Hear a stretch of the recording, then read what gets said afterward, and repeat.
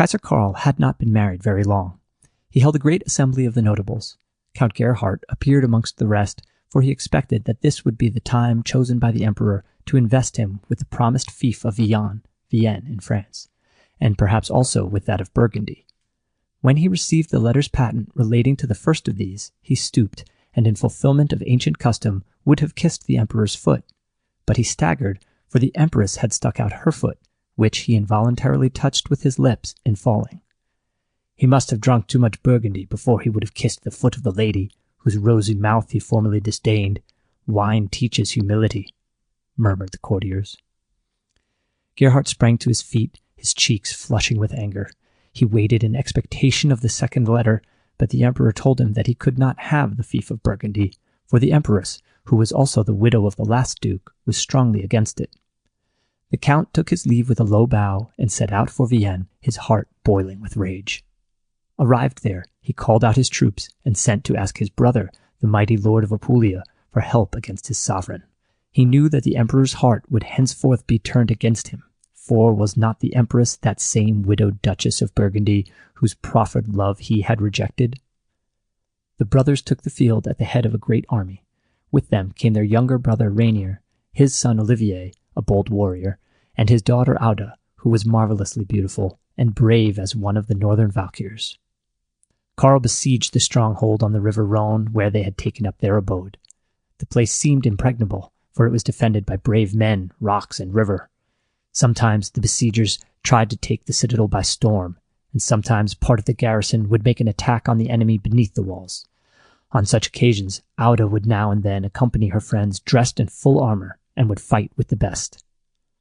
Once, when she had done so, she found that her opponent was none other than strong Roland. He disarmed her without even drawing his sword, and took her prisoner. Her brother Olivier, seeing what had happened, at once came to the rescue. While the heroes were engaged in single combat, Auda made good her escape, and took refuge in the castle, where she was soon afterwards joined by the rest of the party. The siege continued. The Lady Auda often stood on the battlements and helped to fling stones on the heads of those warriors who came within reach of their missiles. One day Roland came with the rest, and, seeing the maiden, asked her name and parentage. When she had told him, and he had answered by informing her that he was Count Roland, a nephew of the emperor, he went on to say that he loved her, and would never cease to woo her, even though it were at the cost of his life. At this moment Olivier appeared, and flung a spear at him, upon which Roland challenged him to single combat on an island in the Rhone. The heroes and their horses were ferried over to the river of the island, and there they fought. Each of the combatants displayed the most heroic valor. At length, when evening was drawing on, a fleecy cloud hovered over them, and, coming between them, forced them apart. An angel, wrapped in rosy light, came out of the cloud and said, "Wherefore do you fight, Christian against Christian? Why would you shed a brother's blood? I call upon you to be reconciled in the name of the Saviour who died upon the cross.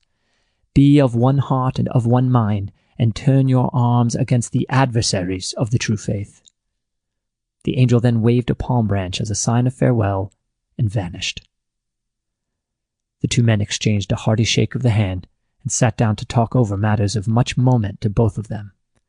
Before they separated, Olivier had promised to use his influence with his sister in Roland's favor, and the latter had given his word to fight no more against Vienne and its defenders.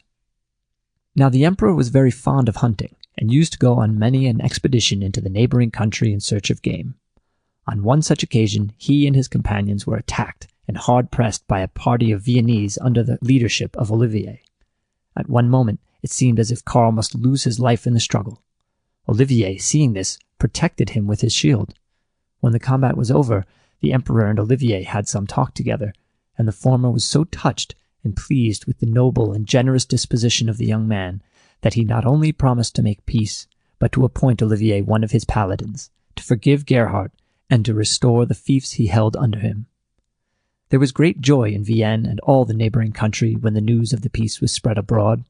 Smiling faces were everywhere to be seen, and happiest of all was perhaps Kaiser Karl himself. A few days later, a time was fixed for the public betrothal of Roland and Auda. Great preparations were made, and all was done to make the day a joyful one.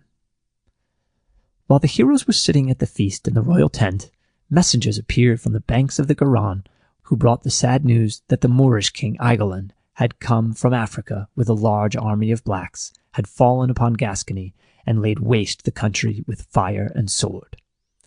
"That is good news," said brave Roland, "for an angel appeared to my comrade Olivier and me, and told us to fight against the infidel." "It is bad news," answered the emperor, "for the Moor is a great warrior, and has an immense number of black devils at his back. Listen, noble knights, and I will tell you what happened years ago. After the death of my father Pippin, my stepbrothers, the sons of cunning Bertha, drove me out of my inheritance. I found refuge with the heathen king Marsilio at Saragossa. With the help of brave Diebold, I regained my rights, was crowned king of the Franks at Aachen, and emperor in Rome. One night St. James, the apostle, appeared to me and commanded me to free his grave, to which there was a yearly pilgrimage, from the yoke of the infidel. I obeyed him and reduced the whole country as far as Galicia, where the apostle lies buried. There I learnt that Aigelin had come over from Africa and had already reached Pampeluna. I marched back at once and met the Moorish forces near the river Ceres. There was a terrible battle. The Africans fought like very devils. They broke through our ranks, and defeat seemed certain. Then the brave Milo, my brother-in-law and your father, nephew Roland, threw himself upon the demons at the head of his men. They fought like heroes and defeated the enemy. But before the victory was quite decided, the noble Milo fell, wounded to death. The loss on both sides was so great that either party retreated on the morrow. Aigelin returned to his African deserts, but he seemed to have come back at the head of a larger army than before, and to have invaded our own land. We must now fight for home and faith, for on this crisis will depend whether Christ or Mahomet shall rule the Franks." "I think this much is certain," said Roland. "We shall conquer whether we live or die. Was not my father victorious, though he fell at Pamplona? The Lord would not deny him the martyr's crown when he passed away on that field of blood. Here or there, ye Frankish men, what does it matter which? The crown is ours." As he spoke, his eyes shone with enthusiasm. "And what is to become of me," whispered Auda, "if you do not return?" "You are the angel that shall give me the palm, either here or there," he answered, and before the assembled knights and ladies, he gave her the kiss of affiance. Ganelon. Next day they marched to meet the enemy, whom they saw when they had at length reached the beautiful land that is watered by the Dordogne. The morning after their arrival, a terrible battle took place between them and the Moors. Roland, Olivier, Ogier, Archbishop Turpin, and the other paladins fought like heroes, and led their men again and again against the foe. At nightfall, and not till then, did the Moors acknowledge themselves beaten. They fled to Pamplona, where they found more troops that had just arrived from Africa. Aigelin and his men were impatient to avenge the defeat they had sustained, and they were sure that they could do so, for they trusted in their numbers, their skill, and their profit. Karl did not at once follow the fugitives. He waited for reinforcements from France and from Marsilio, who, although a heathen, had formerly aided him. He sent messengers to him, but soon afterwards learnt that the faithless king had murdered them, and had joined the Moors. Then the emperor called his heroes around him, and, telling them of the evil tidings he had had, asked them whether they advised him to risk a battle when the enemy's numbers were so overwhelming. "Let us go forward," cried brave Roland. "Before us lie two objects, victory or paradise. Who is it that will draw back?" The rest agreed with him, and the horns sounded to battle. And a great battle took place, in which many men were slain on either side, and each party fought with a desperate valor. At last, Aigelin fell under the sword of Roland, and then the Moors took flight. The emperor reduced the country to obedience to his rule. Saragossa alone held out, for there Marsilio had taken up his station and determined to defend the town alone until the arrival of the troops his liege, Lord Balagant, Caliph of Babylon, had promised to send to his aid. Karl, remembering his former kindness, had determined to treat Marsilio with the greatest forbearance. He therefore sent Ganelon, one of his paladins, to offer the king terms, and they were these: Marsilio's life should be spared if he would be baptized and become a vassal of the empire. Ganelon would have liked to decline the honor of carrying this message, but he knew the emperor too well to dare remonstrance. The king received the ambassador with all kindness, listened to his message quietly, and begged for a short time to think the matter over and consult his friends. Meanwhile, he led Ganelon over the palace and showed him all his treasures. When he saw that the sight of these things had had the desired effect on the ambassador, he offered him 3 baggage horse loads of gold, 3 of silver, and 3 of costly stuffs, if he would turn the emperor's vengeance away from him and save him from becoming a Frankish vassal. Ganelon promised to do all that the heathen wished. Nay, for double the reward, he even promised to detain a division of the Frankish army when the rest had gone away, on the pretext of guarding the country, and then to deliver them into Marsilio's hands. The compact was soon concluded, and each of the contracting parties swore to keep his share of the bargain. Marsilio, who thought little of bloodshed, did not hesitate to hand over some of the nobles of his host as hostages for his good faith, which therefore was not doubted. Ganelon spoke strongly of Marsilio's repentance for the past and promises for the future. And then, when he had succeeded in turning matters as he wished, and the emperor was about to return to France with his whole army in the belief that he now possessed a faithful vassal in Marsilio, went on to persuade him to leave Roland and the other paladins behind at the head of a small force to watch the borders. His eloquence carried all before it, and what he advised was done. He alone of all the paladins returned to France with the emperor, while Roland and the other 10 remained with 6,000 chosen warriors to guard the land from a foreign invasion. At Ronsval, Vale of Thorns. The heroes spent one quiet day after the army had gone. On the second morning, their outposts came in to announce the approach of a large army, so they got ready for the fight. Roland led his forces to Ronsval, a narrow pass between 2 high mountains, which he was determined to defend. The Moors, more than 20,000 strong, came up with the Franks before they had reached the end of the pass. "Blow your horn," said Olivier. "The emperor will hear you and return. He cannot have got far yet." Roland gazed at his great horn, Oliphant, which was hanging at his side. It was made of ivory with gold inlaid, and, when blown by one who understood how to sound it, would send its voice for miles around. "Look, faithful friend," said the hero, "I was given this horn and my good sword Durandart by an angel from heaven. I then swore only to blow the horn in case of utmost need. We are not now in such a case. I think we are strong enough to make these heathen bite the dust. Ha! What do I see? Look, there is the traitor Marsilio. No doubt the faithless Ganelon has betrayed us for much red gold, but we will fight for the good cause. Montjoie, Saint-Denis, up, soldiers of Christ, let us do battle for our holy faith." The heroes and their men rushed on to meet the Moorish hosts, who withstood their furious onslaught with the greatest courage, but after a while fell back and fled, pursued by the Christians, who slew all they came up with. When the heroes had recalled their little army from the pursuit, they made their men sit down and rest. Before they had sat very long, they were startled by a shout behind them of "Mahmed! Mahmed!"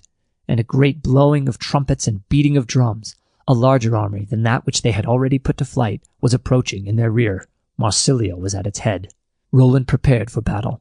He sent Count Walter to guard a wooded height, and then, accompanied by his brother Baldwin, brave Olivier, the bold Archbishop Turpin, and the other paladins, advanced with his men against the foe. The battle raged with intensest fury round the leaders. Wild cries and the clash of arms filled the air. At last, Roland flew at Marsilio, but next moment his horse was killed beneath him. He sprang to his feet and fought so desperately that the Moors turned and fled. He looked round and could see none but the dead or dying. He raised his horn to his lips and blew a mighty blast. About 100 men-at-arms appeared in answer to his call, then came a few more, and lastly Olivier, Baldwin, Archbishop Turpin, and others of the heroes. "Your horn has a goodly sound and carries far, friend Roland," said Olivier. "The emperor must have heard it, and will return and help us. It will be high time, in sooth, for see how the wild Moors assemble in close order, and prepare to renew the attack." "Up, ye faithful of the Lord," cried Roland. "Close your ranks. May Christ preserve us." The hero mounted an Arab horse he had caught a moment before, and took his place at the head of his men. Soon spears were hurtling through the air, and swords were clashing. Many a doughty deed was done by small and great in the Christian force, but fight as they might, the Franks were so few in number that it seemed as if the Moors must finally prevail. Olivier fell, defending his friend and brother in arms. Roland's sword did such terrible execution that the Moors once more retreated in fear, and the hero was too weary to pursue them. His wounded horse fell dead beneath him, and he, bleeding from many wounds, and feeling that his end was near, staggered into a neighboring gorge and sank upon the ground at the foot of a rock. Then raising his eyes to heaven, he whispered, "Lord, give me grace in thy sight. Receive, if so be that thou hearest me, this pledge of my submission to thy will." So saying, he held up his gauntlet. A soft breeze passed over his face, and an invisible hand took the gauntlet and bore it away. The hero then lifted his sword Durandart and tried to break it against the rock, that it might not fall into the hands of the Moors. But the marble rock was split by the blow, while the sword remained unharmed. He now blew his horn for the third time. The worthy Archbishop Turpin leapt up to him. Then came Baldwin, Roland's half-brother, his faithful squire Theodric, and bold Walter, who had defended the height committed to his charge until all his men were slain. Time passed slowly with the wounded men. At last they heard the glad sound of horns blowing and the clanking of armor. Kaiser Karl had come back to their assistance, but before he arrived, Roland had gone to the realms of eternal peace.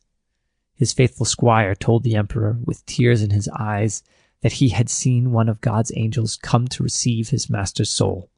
Then he went on to tell of Marsilio's faithlessness, of the battles which had that day been fought, and of the suspicion they all felt that Ganelon had betrayed them into the hands of the Moor. "You were right there," said the emperor. "The traitor deceived me also. I wanted to return the moment I heard Count Roland's horn, but Ganelon dissuaded me, saying that my nephew must only be hunting." The bodies of the Frankish soldiers were buried, while those of the paladins who had lost their lives at Ronsval, amongst whom were Turpin, Roland, Olivier, and Walter, were to be taken away and embalmed for burial in France. Ganelon was at the same time arrested and bound. These things done, the emperor marched against the Moors, who, meanwhile, had been reinforced by the arrival of Caliph Balagant of Babylon with hosts of followers. The battle between the Christian and Mourish forces lasted 2 days, and was then decided in favor of the Franks. Balagant died on the field, and Marsilio at Saragossa. This victory gave Spain to the conqueror. The emperor returned to France. Halt was made by the vine-clad banks of the Dordogne, and the bodies of the fallen heroes were interred at Blève, after which the march to Paris was resumed. There the feast of victory was held, and when it was over, Kaiser Karl sent out for Aich, where Ganelon was tried before a jury of 12 of his peers. He was sentenced to prove his innocence by single combat against Theodric, Roland's faithful squire. As Ganelon was much weakened by his imprisonment, he was allowed to choose any one he liked to act as proxy for him. He chose Pinnable, one of the most famous swordsmen of his day, but that availed him nothing. God fought for Theodric, and Pinnable was overthrown. Ganelon was then sentenced to be torn to pieces by wild horses. Soon after this, fair Auda came to Aich in search of her betrothed. None of the warriors had courage to tell her the truth, so they referred her to the emperor, and he told her with tears in his eyes. "Dead," she said. "Roland dead." With these words, she sank lifeless to the ground. So they took her away, and buried her beside her hero in the vault at Blève.